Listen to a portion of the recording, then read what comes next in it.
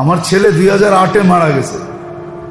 যেদিন মারা গেছে তার 6 দিন পরে আমার ইউরোপ সফর ছিল, এন্টার ইউরোপ।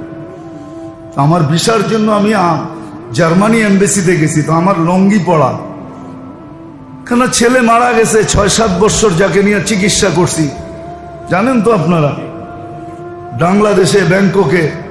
প্রথম ছেলে, মনটাও ভালো ছিল না, থাকে কি করা। তা আমার লুঙ্গি পড়া ছিল, পানের ডাব্বা হাতে ছিল, আমি পান খাইতেছিলাম, জামায় বুতামও ভালো মতো লাগানো ছিল না। আমি যখন জার্মানি এম্বাসিতে ঢুকি, তো যারা বৈশা আছে ভিসার জন্য সবাই আমার দেখা খিলকিলায় হাসা দিছে, যে দেখো মোল্লা এসে, চেহারার অবস্থা কি। এ আসছে জার্মানির ভিসা নিতে, তাও সেনজিন।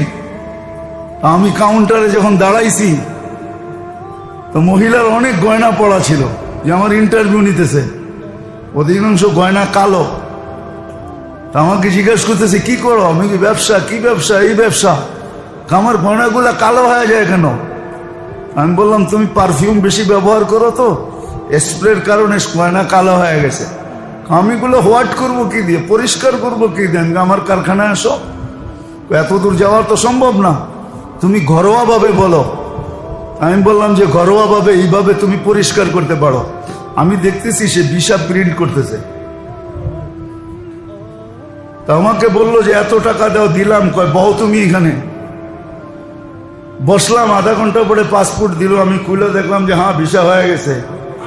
এখন সবাই সবার মুখ দেখা দেখি করতেছে, যে মোল্লা কর্তিকা তো বিশাল হয়ে গেল, আমরা তো ঘন্টার পর ঘন্টা বয়ে দিছি, কেউ তো ডাকেই না।